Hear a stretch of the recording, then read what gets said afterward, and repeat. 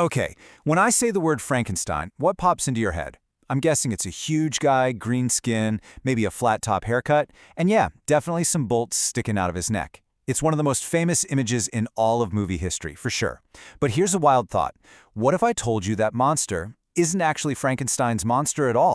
So let's get into it. We're going to start with the monster we all think we know, and then we'll jump back to Mary Shelley's original and, frankly, terrifyingly different creation. We'll figure out how the myth we know today even got made, and then we'll dig into why this 200-year-old story might just be more about us than we realized.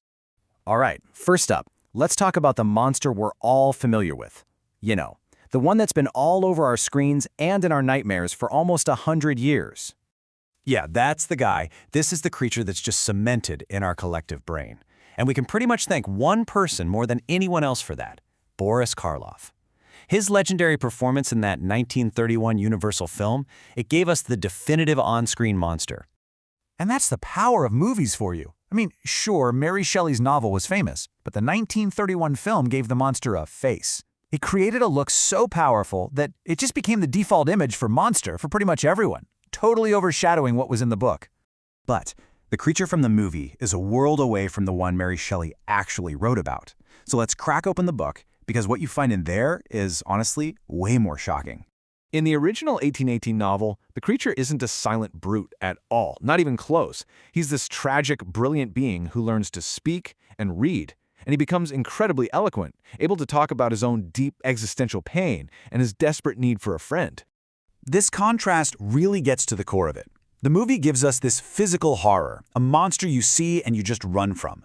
But the novel? That gives us a philosophical horror. The terror isn't just about what the creature does, it's about what was done to him. He's an intelligent, sensitive soul trapped in a body that the world, and even his own creator, hates on sight.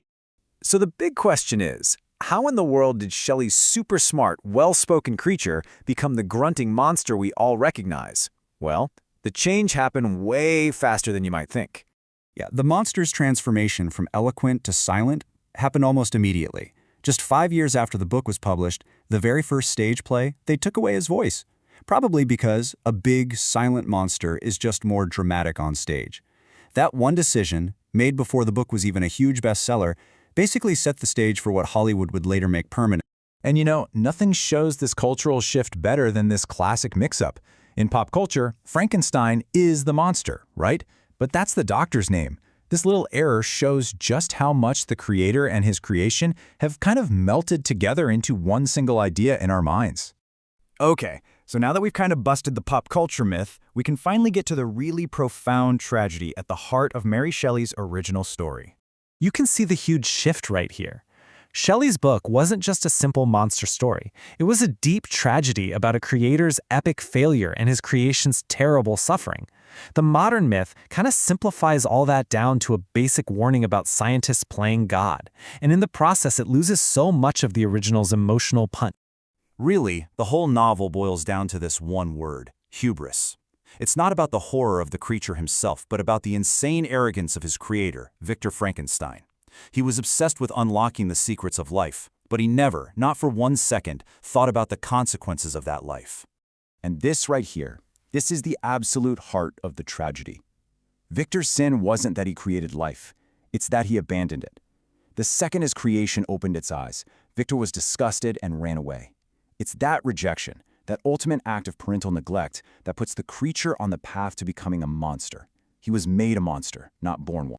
So all this brings us to today and why a 200-year-old story about a guy made of spare parts feels more relevant now than ever before, especially with all the tech we have.